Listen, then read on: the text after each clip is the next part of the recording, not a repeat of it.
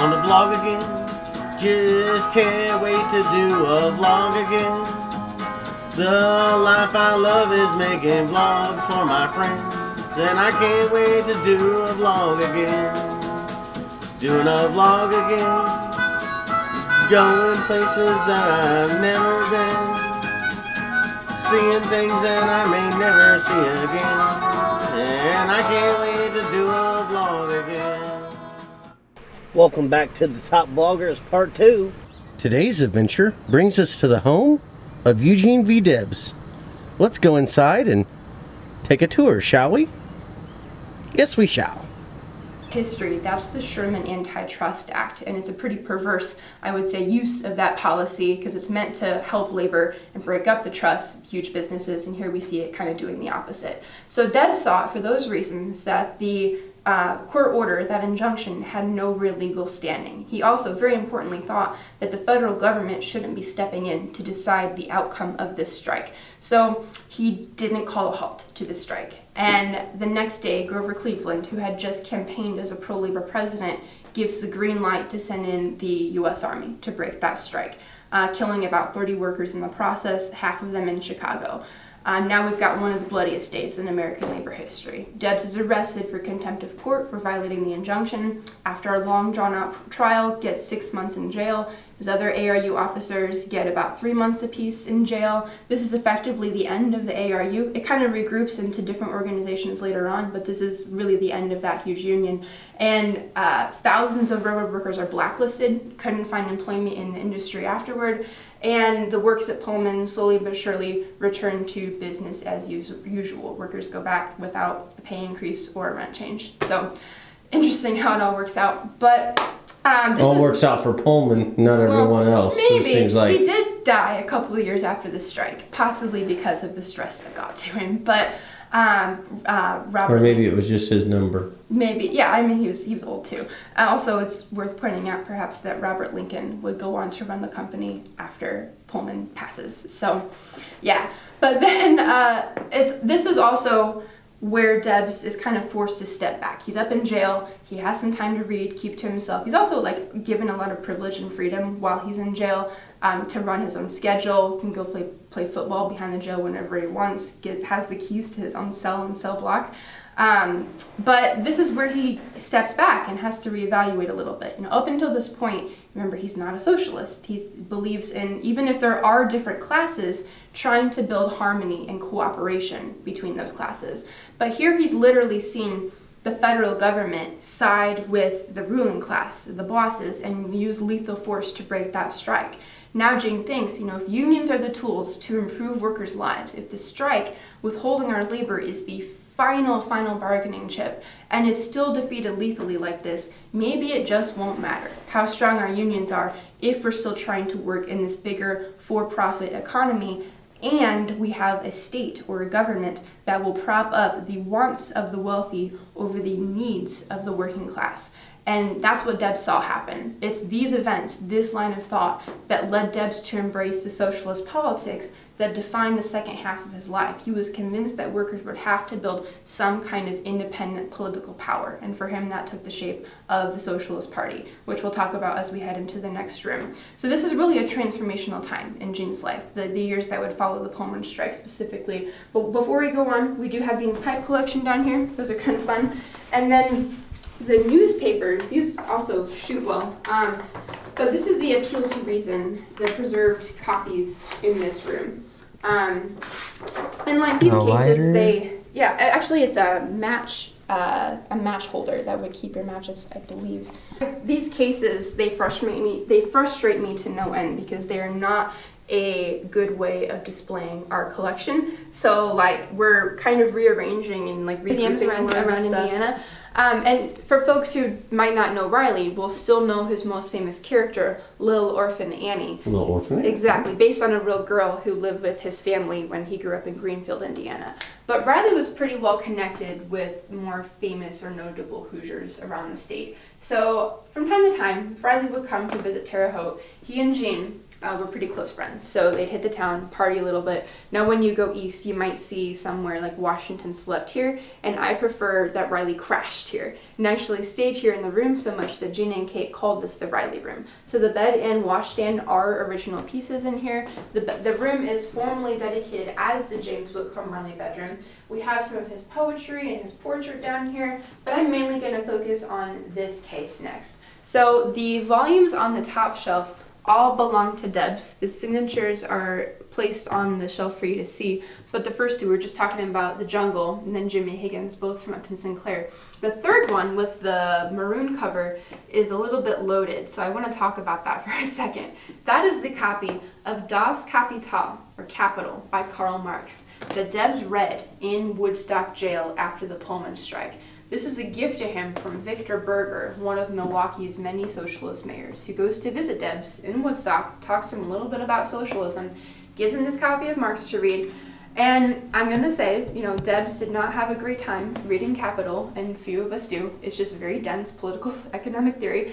But this, like we said, is playing a pretty important role in Debs' reevaluation of our political and economic systems. And I will say, Gene didn't necessarily fall in line with like every single Marxist thought, but is most maybe known for taking these supposedly foreign ideas about socialism and putting them squarely in the American democratic tradition. So using the ballot box to secure a better future for workers by building socialism, but through existing democracy that's already here. So that's why some of us might refer to Debs as a democratic socialist. Today, that term has another meaning. So it's interesting how, again, it all kind of works out. But Debs did keep this copy of Capital as one of his most prized possessions for the rest of his life. And, the socialists, once Debs embraces the label and co-founds the Socialist Party and starts running for president, the socialists really were fighting for a radical restructuring of the economy towards the direction of worker control. But they were also fighting for such radical concepts as the weekend, child labor laws, keeping kids out of mines and factories, workers' compensation, minimum wage, social security, equal pay for equal work, racial and gender equality, women's suffrage, like we said. Things that we don't really consider all that radical today, but 100 years ago were intrinsically radical demands. Don't get me wrong about that at all. And then we get Debs, the candidate, of course, campaigning for socialism. So, how rare are his campaign pins and you can find them on eBay and different like collectors sites and catalogs and auctions here and there. They're not impossible to track down, but they are, they're 100 years old, so there's not a ton of them out there anymore. And I would point out a couple of highlights from this case. The first one is the red frame photograph in the center here. That's a train we call the Red Special, or the Socialist Presidential Special. And that's Gene's campaign train from 1908, his third campaign for the presidency. He goes coast to coast on this train, spreading the news about his political and economic ideas. And it's worth pointing out that Debs had no illusions that he would ever be elected president. He understood the reality of our two-party structure and was hoping to lay the groundwork for one day the Socialist Party to be one of the two main parties getting the lion's share of the votes.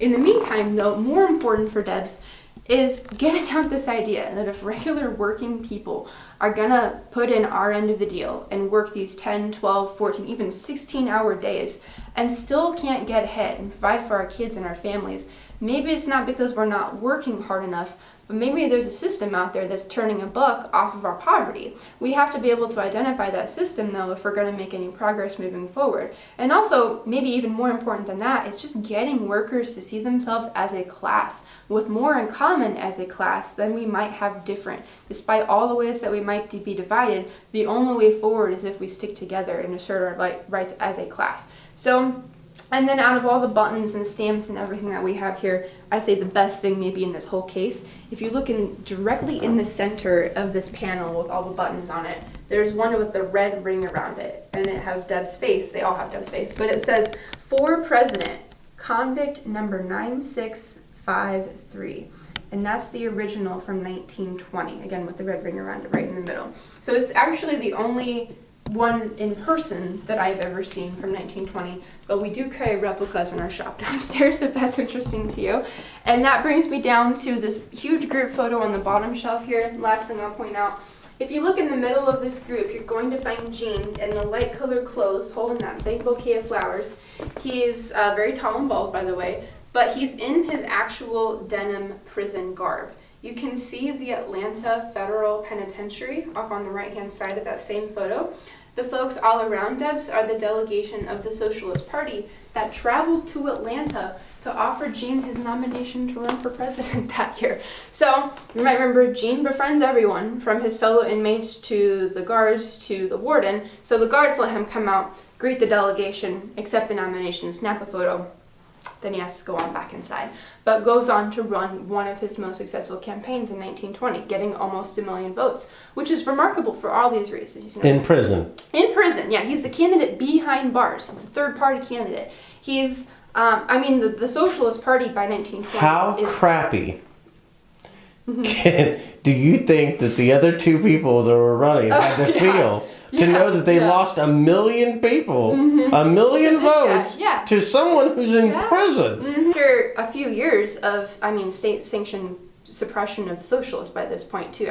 It's worth pointing out that the party is a wreck by 1920, that being one of the reasons. Another is infighting and divisions amongst the socialists themselves. But it's also worth pointing out that by 1920, we had a growing free speech movement. Right here are quite literally the roots of the ACLU turning out en masse to vote for Debs in 1920, not necessarily because they were socialists, which a lot of them were, don't get me wrong, but generally because they thought Debs had the right to say whatever he wanted about the war without being tossed into prison for it. And I think for today, that's an excellent example of coalition building, working with different groups that we might not agree with on every little detail for the sake of advancing a bigger goal. And in this case, it's getting Debs' votes in 1920. And see, to me, that is a very big problem now, today, of the Democratic Party, because it seems like they are, you have to follow every single step or you're not part of us anymore. And it's like, well, that's not necessarily how this is supposed to work. Like, you gotta, it's kind of like the old one hand washes the other. You may not know what the left hand's doing, but it's still getting washed here. Sure. Like, honestly, it comes down to a really, really old question of weighing out unity versus principles. And it is okay to have principles that you're sticking to, and it is okay to draw a line, or to an extent, if there's an issue or a topic that you're not willing to be flexible on. I think there are some that we shouldn't be flexible on, Absolutely. But it's all about finding the balance, no doubt. And that does still resonate with a lot of us today, too. So thanks for bringing that up to 2019. Now we are in the study, which probably saw some life as an extra bedroom. We don't have concrete proof of that just yet. But I'm going to talk about Kate for a minute, because that's kind of the reason we're talking about this room. Kate has been pretty grossly misrepresented as a jealous, possessive class enemy of a housewife who didn't support Gene's politics. And that was kind of cemented in this biographical novel by the best-selling author Irving Stone. And the title of Irving Stone's novel about Debs was Adversary in the House, the adversary being Kate. So maybe that's where some of this stems from, but it's flatly untrue, I guess we could say. I am very lucky to have a colleague named Mickey Moran, and she's the secretary of the Debs Foundation. She's a historian at ISU, and she's writing her own book about Kate and giving us a more accurate, holistic picture of Kate's life and dispelling some of the myths that have been written into the history, basically.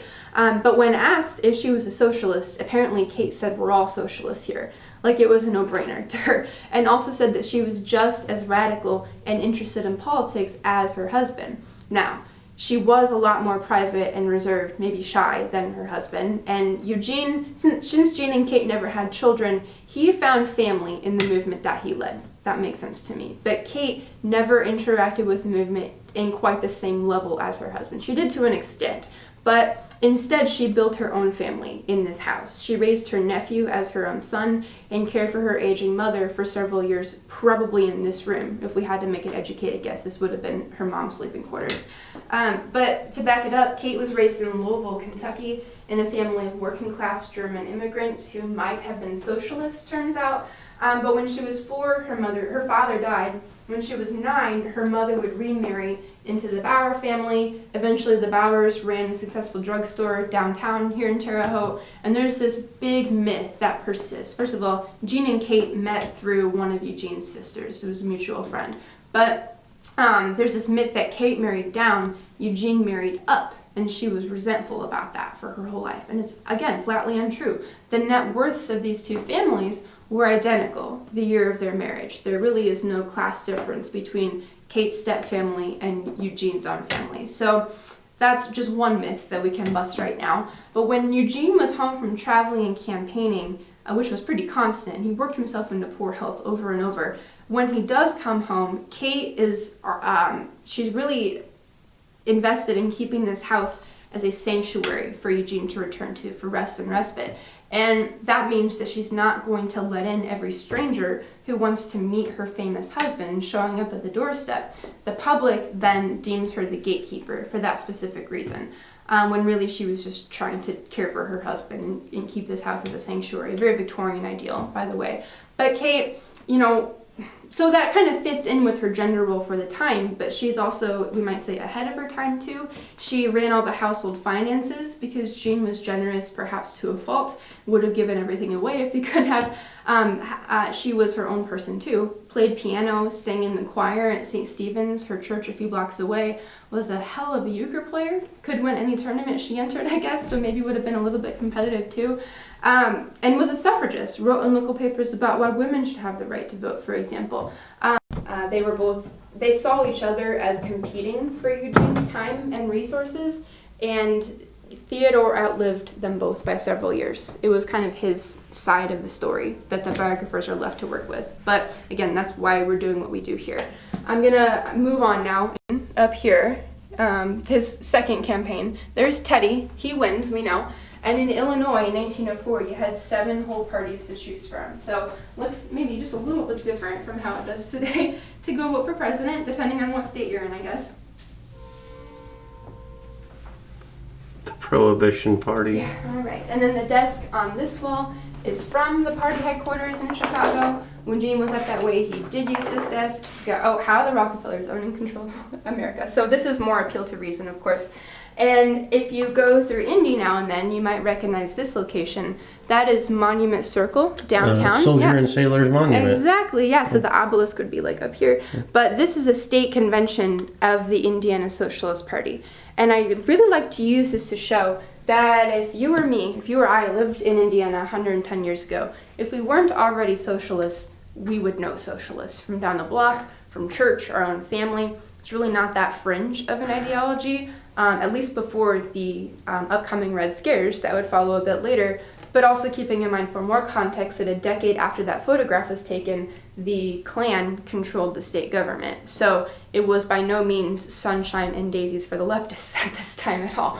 But then up on the wall, we've got this quote from Debs. It's probably his most repeated around election seasons. "It is better to vote for what you want and not get it than vote for what you don't want and get it." I'm just going to point out some photos from the end of Gene's life. And the panoramas are great too. We use our iPhones to do that now. But the furthest one for me of all of those was taken at the White House in 1920. That's a delegation advocating for Debs' release from prison that year. And I like this photo because, well, first of all, today we would not see 200 socialists on the lawn of the White House. But it's also an angle we don't usually get to see too. And then on the opposite wall are, like I said, photos from the end of Gene's life. So this is one of the last photos ever taken of him, and he sat for that at the Linlar Sanitarium up in Elmhurst, Illinois, like a nature cure resort. Gene didn't have TB, he had congestive heart issues, but Gene and Kate really liked the whole nature cure thing. So he died at the sanitarium after having a heart attack in 1926 at the age of 70. You might appreciate that his final speech was a recitation of the poem Invictus by William Ernest Henley. And that's the poem that ends, "I'm the master of my fate, I'm the captain of my soul." I think he really was. But his body came back to Terre Haute by train, fitting. And then the funeral service was held here off the porch of the house. So the viewing or the calling was over at the old labor temple. And then about 5,000 mourners gathered here at the house for the actual funeral. So we're like up here, and as far as this photo goes, 8th Street, and then the yard down here is the parking lot now. 5,000 at that service, and another 5,000 who came through the calling. There's a story in one of the biographies that all the florists in Terre Haute apparently ran out of flowers and had to send rush orders to Indianapolis and Chicago just to fill everything in time for the service. But that's just how Love Debs was. Order two. But when Jean and Kate lived here, this was an unfinished storage attic. Nothing exciting at all. When Theta Chi fraternity lived here, this is the cold air dorm, and all the guys slept in rows of bunks up in this attic. The murals are now 40 years old, completed in 1979 after 3 years of work by a prolific late local artist, John Laska, who's really a pillar of the arts community here in Terre Haute. But they start here with the house on 4th Street where Jean was born in 1855. That makes him old enough to remember Union soldiers coming back to Terre Haute after the Civil War. You could imagine how formative that might be, especially with the wounded soldiers too. But you might remember that Daniel studied literature, and every Sunday night he'd sit down the 6 children to read to them from some of the great writers he admired. The first one here is Victor Hugo. Earlier we talked about Les Mis being Jean's favorite book. Now you might also know Eugene V. Debs. That V is short for Victor. He's named after Victor Hugo. Love the connection. Then we get Voltaire. Nobody in the family is named after Voltaire, but you do get the connection between the ideals of the French Enlightenment, liberty, brotherhood, equality. Those are the politics Debs grew up with, long before he was ever a socialist, but gave him context for understanding socialist ideas later on in life. And the last fellow here, you might recognize, he's not French, he's American, Thomas Paine. And I really appreciate that Paine is here because he helps us situate Debs in the American democratic tradition that we were talking about downstairs. So many folks, even these days, will hear socialism and you can see them cringe up a little bit like it's somehow inherently anti-American. But Debs saw himself and his radical politics as part of a long, long tradition of critical dissent that does date back to the founders like Thomas Paine and is a really important part of our national identity, no matter who you talk to. Most people figure if it's not democracy, it ain't correct. Yeah, well, and it's like that's not exactly 100% correct because democracy doesn't cover everything. Well, and Debs also thought that socialism was about taking democracy and applying it to the economy. Remember how we're talking about we don't vote for people like Jeff Bezos and George Pullman to make decisions for everyone who has to interact with the economy. So it's about taking these, what we might say are intrinsically American ideas of democracy and expanding them, not limiting them, but expanding them into the workplace and into the entire economy. So we can talk about democracy all day too. But then we get into Jean's early work as a painter, as a locomotive fireman. In his late teens working for the Holman Company, Jean, believe it or not, had a lifelong family friendship with the Holmans. We mentioned that they're the ones who got his mother into the grocery business in the first place. They're most maybe today famous for the IndyCar brand and the Indianapolis Motor Speedway. But at the time, I think I said downstairs, they ran the largest wholesale grocery in the nation west of New York. They also manufactured Clabber Girl baking powder, which has recently been sold to a different company. So the last Holman business in Terre Haute, no longer Holman owned. But in the 1970s, when this attic was renovated, it was actually done with a gift from the Holman family. So this is officially the Herman Holman Memorial Auditorium here in the attic. Then we get Jean's early work with the Brotherhood of Locomotive Firemen, again showing just how lethal his line of work could be. And then this takes us to a chapter we haven't discussed just yet. The year was 1879, and Debs was the president of a local debate club that sponsored lectures by more controversial speakers who otherwise wouldn't get the chance to talk in Terre Haute. And this isn't going the direction that you think, because they had like an atheist and an abolitionist come talk in Terre Haute. Debs thought, well, why don't we have Susan B. Anthony come talk about women's suffrage? She was so controversial that the club, which was supposed to sponsor controversial lectures, refused to sponsor her talk. Yeah, so Jean invited her anyway, rented the lecture hall out of his own pocket, and as he's escorting Susan B. Anthony around Terre Haute, she's pelted with verbal abuse and insults. The locals couldn't stand her ideas, in part because it was considered wrong for women to speak about politics in public. So this, Gene said later in life, was one of the first times that he ever intimately witnessed prejudice here in his hometown, and he never forgot that experience. And later on, every single time that he ran for president, decades later, included that plank in his platform that guaranteed political, economic, and social equality for women, which is worth pointing out, leaps and bounds ahead of the 19th Amendment that wouldn't follow for another 4 decades after Debs invited Anthony to talk in Terre Haute. But then you may recognize the Vigo County Courthouse and the Indiana State House. Forgetting how to talk over here. But these buildings are here to represent Gene's 2 terms as city clerk of Terre Haute and then 1 term as a state rep in the Indiana General Assembly. So he did hold office 3 whole times, just as a Democrat, not as a socialist. There's a connection there. But Debs, we mentioned before, was really optimistic about legislative reforms, about building harmony and cooperation. So when he's in the State House, he introduced a bill that was supposed to hold railroads liable for deaths and injuries of employees. The House actually passed his bill. We know the process. It goes over to the Senate, which amends it to the point that it could not be enforced even if it had been passed. So Eugene was humiliated, withdrew the bill, lost his faith in the process, and decided that the whole state house was bought out by the railroads. So he decides to step back from politics, focus on his union work, where he thought he could make a real change in workers' lives. This is where he tells Theodore that he would never run for public office again. Kind of funny how it all works out. I think he spoke too soon. But then we get the founding of the American Railway Union, and then this entire half of the wall here is the Pullman strike and its fallout. Now, to take in the big picture, this is the largest wall in the entire attic, and half of it is the Pullman strike. Nowhere else in the murals do we see this much attention to any one single thing, because this is the most important formative turning point for Debs. We can kind of draw a line down the middle of the wall here and just say cause and effect. That would not be an oversimplification. This is the event that convinced Debs that workers would have to build some kind of political power. That took the form of socialism. So then we get Debs the socialist, the revolutionary, the radical, running for president, working on the appeal to reason, writing on the red special, his campaign chain. And then this image of Debs with the gray coat and the vein kind of coming out of his neck is based on a very famous photo that everyone says is from the Canton speech that we talked about in the library. It's from a different speech in Chicago, but that's okay. It's still the icon for this time in Debs' life. So he gives his anti-war speech, he's arrested, he's found guilty of violating the sedition law. So then he gets the chance to address the court, talking to the judge, the jury, and everybody in the room. And he says, "Your Honor, years ago, I recognized my kinship with all living things. I say then, and I say now, that while there's a lower class, I'm in it, while there's a criminal element, I am of it, and while there is a soul in prison, I am not free."